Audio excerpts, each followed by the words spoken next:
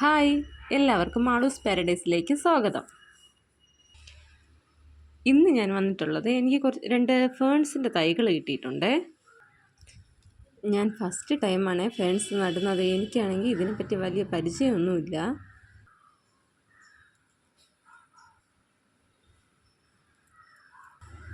ഇത് നടുന്നതിന് വേണ്ടിയിട്ട് ഞാൻ കുറച്ച് ചകിരിച്ചോറും മണലുമാണ് എടുത്തിട്ടുള്ളത്.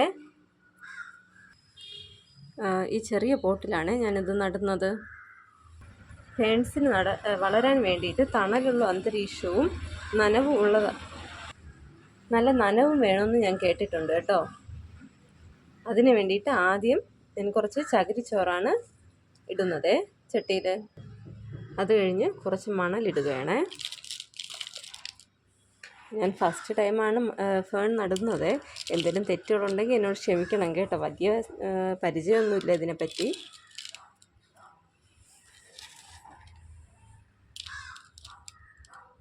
ഏകദേശം ചട്ടിയിൽ മണ്ണ് ഫില്ലായിട്ടുണ്ട്. ഇതിലേക്കിനി നമുക്ക് ഫേൺസിൻ്റെ തൈന് നട്ടു വയ്ക്കാം.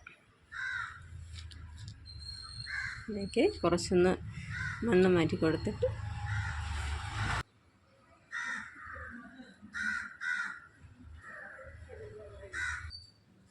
ഇനി ഇതിലേക്ക് കുറച്ച് വെള്ളം സ്പ്രേ ചെയ്ത് കൊടുക്കാവേ.